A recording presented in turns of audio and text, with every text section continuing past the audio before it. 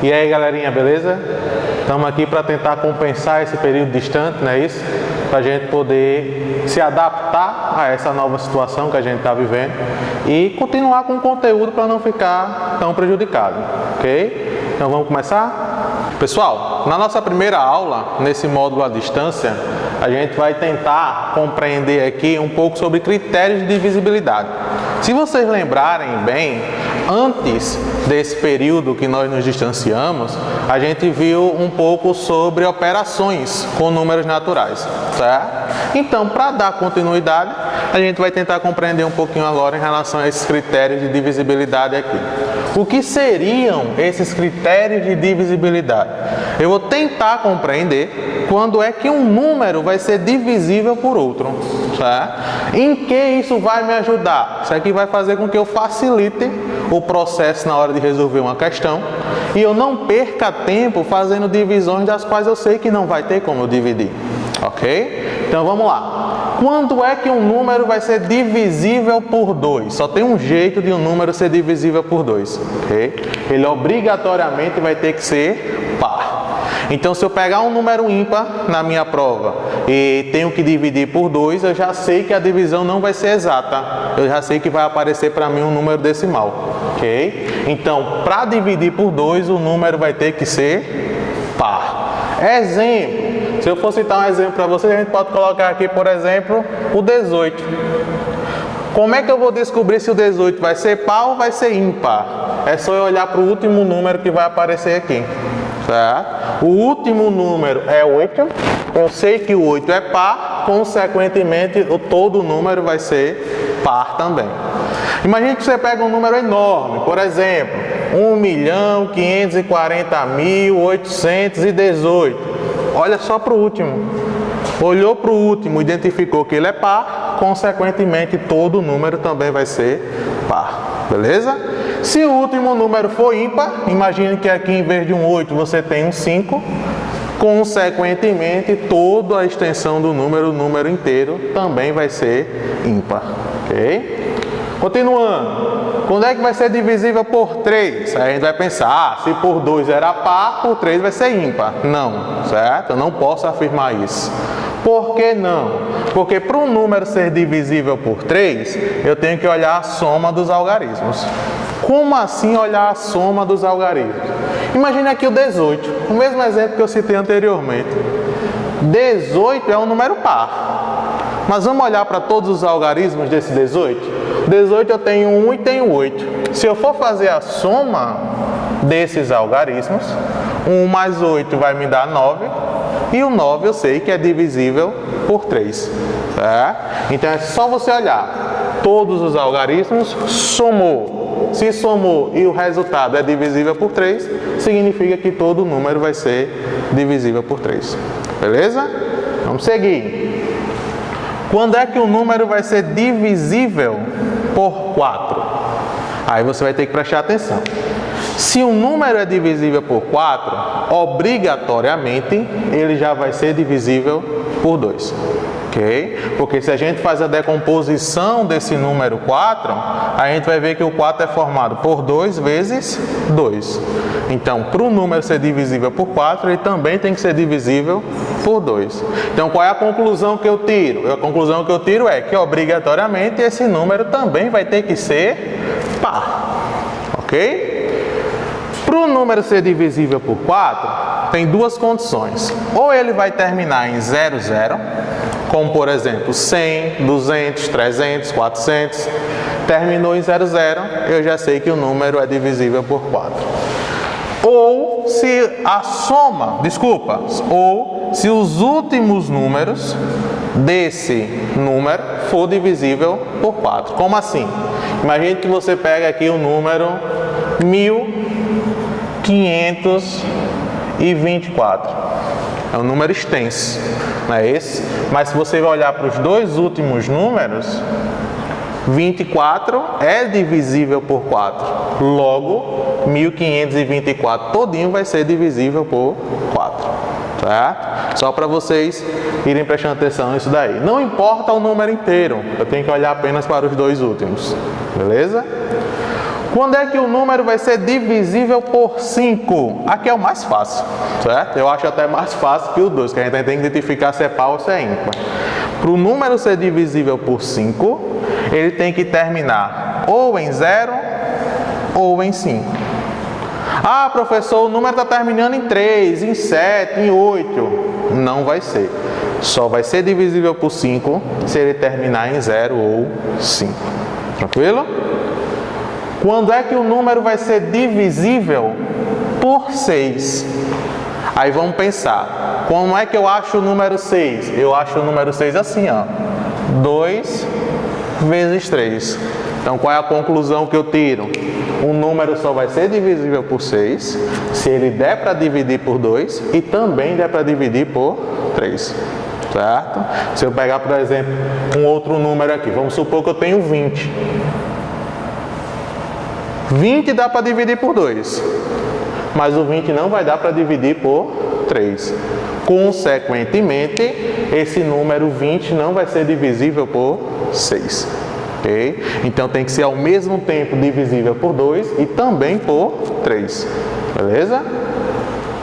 Quando é que o número vai ser divisível por 9? Aí você vai usar a mesma regrinha que você usou lá para o 3. Para o número ser divisível por 3, a soma dos algarismos não tinha que ser divisível por 3? Lá no 9 você vai usar a mesma regrinha. A soma dos algarismos é divisível por 9. Aí eu vou usar o mesmo exemplo do 18. 18, quando eu somei 1 mais 8, 9. 9 dá para ser dividido por 9? Consequentemente, o 18 também vai dar. Tá? E o 10? Quando é que o número vai ser divisível por 10? Só tem um jeito. Ele vai ter que terminar em 0. Ok? Então vai ser 10, 20, 30 e assim por diante. Beleza até agora? Professor, não apareceu aí o 7 nem o 8. Por que o senhor não colocou? Porque aí eu vou usar as mesmas regrinhas. Ó, quando é que o número vai ser divisível por 8? Quem é o 8? Para eu formar o 8, eu preciso de 4 vezes 2. Então, qual é a conclusão que eu tiro? Um número só vai ser divisível por 8 quando ele for divisível por 4 e também for divisível por 2.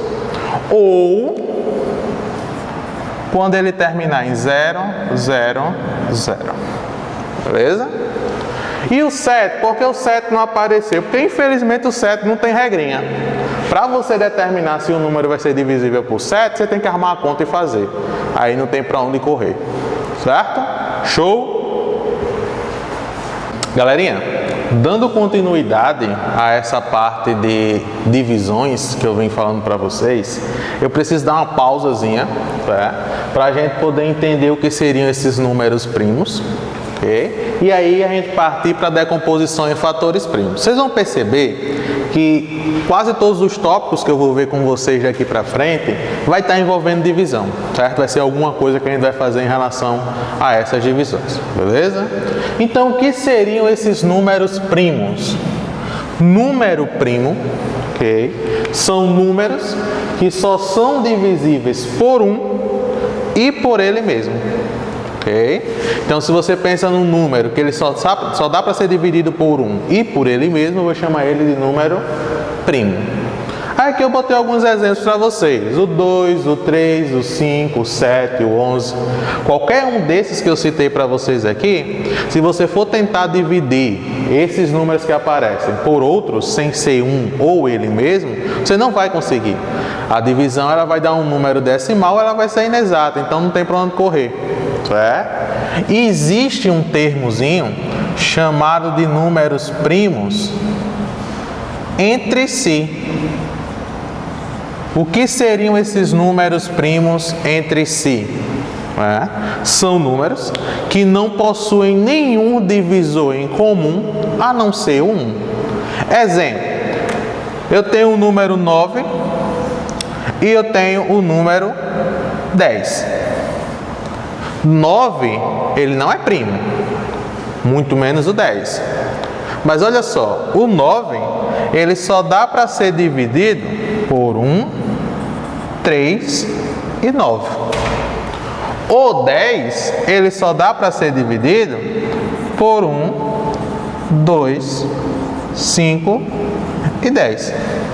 Se você observar, o único divisor em comum entre eles é 1.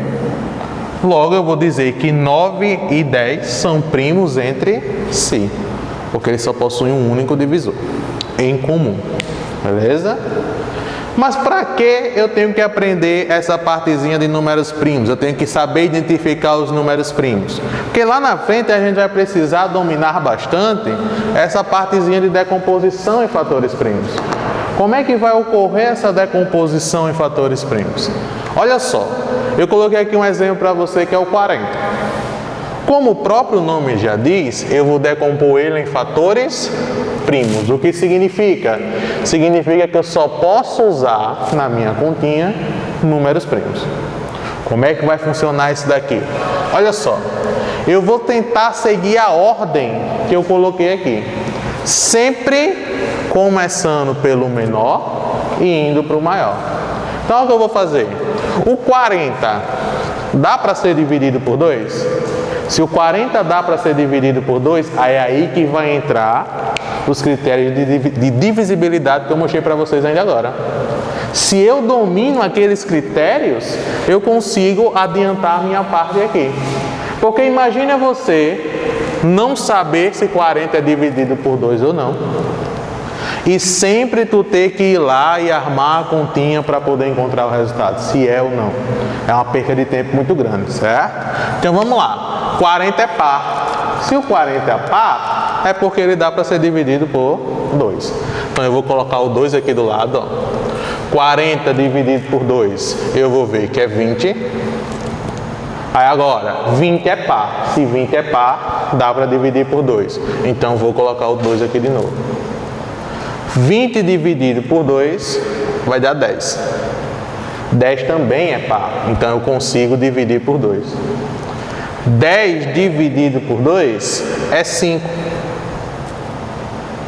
5 não é par, então para. Já sei que não dá mais para dividir por 2. Eu vou tentar dividir agora por quanto? Por 3. Eu sei que 5 não dá para dividir por 3. Então eu vou para o próximo. 5. 5 é um número primo, só dá para ser dividido por ele mesmo. Então fica 5 dividido por 5, que vai dar 1. Chegou no 1, significa que eu vou ter que parar a minha continha. Então eu cheguei aqui numa decomposição em fatores primos. Eu só tenho aqui números primos. E eu não preciso fazer mais nada. Eu não vou sair multiplicando esses daqui. Porque se eu multiplico, eu vou acabar chegando ao mesmo 40. Quero saber se minha conta está certa? 5 vezes 2, 10. 10 vezes 2, 20. 20 vezes 2, 40. Então significa que eu consegui fazer a decomposição de maneira correta. Beleza? Para você organizar a sua resposta, imagine que uma questão peça a você. Quais são os fatores primos que compõem o 40? Ou então, represente o número 40 apenas em fatores primos. Como é que ficaria a minha resposta? Olha só. Quais foram os números que apareceram aqui? Eu tenho que foi o número 2 e o número 5. O 2 apareceu quantas vezes? 3 vezes. Então eu vou ficar com 2 elevado a 3. O 5 apareceu quantas vezes? Apenas uma. Então eu não preciso fazer nada com o 5. Eu transformei os meus fatores primos em uma multiplicação. E aí eu tenho a mesma representação. Então eu posso afirmar com toda certeza que 40 é a mesma coisa que 2 elevado a 3 vezes 5. Beleza? Vamos fazer um outro exemplo? 60. Como é que vai ficar então a decomposição desse número 60? 60 é par. Se ele é par, dá para ser dividido por 2. 60 dividido por 2, 30. 30 também é par, então dá para dividir por 2. Enquanto o número for par, não tem para que perder tempo. Eu já sei que dá para dividir por 2. Ah, professor, mas o 30, o senhor me ensinou que 30 dá para ser divisível por 3. Sim, mas eu disse a você também que eu vou procurar dividir pelo menor possível. O 30 dá para ser dividido por 6, mas aí é que está. O 6 não é um número primo e eu estou fazendo uma decomposição em fatores primos, beleza? Tem que ficar prestando atenção nisso. O 30 dividido por 2 é 15. Agora chegou outro complicador. O 15, ele é par? Não, então não tem como eu continuar dividindo por 2. Eu vou para o próximo da lista. Quem é o próximo da lista? 3. 15 dá para dividir por 3? Como é que eu vou ter certeza que o 15 dá para dividir por 3? É só eu fazer lá os critérios de divisibilidade. 1 mais 5, 6. 6 dá para dividir por 3? Dá. Então o 15 também dá. Certo? Então eu vou colocar o 3 aqui. 15 dividido por 3 dá 5. Aí eu já sei que o 5 só dá para dividir por quanto? Por 5. E 5 dividido por 5 dá 1. Fazendo a mesma representaçãozinha que eu fiz aqui, ó. Quais foram os números que apareceram? Apareceu o número 2, o número 3 e o número 5. O 2 apareceu quantas vezes? 2, então fica 2 ao quadrado.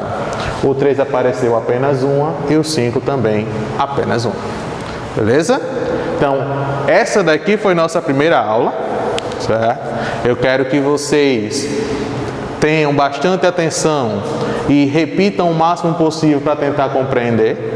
Qualquer dúvida que vocês tiverem, correm lá no Google Sala de Aula e coloca a dúvida lá nos comentários do material para a gente poder sanar qualquer dúvida que venha surgir. E façam os exercícios que eu vou colocar para vocês lá. Beleza? Valeu, bons estudos e até a próxima.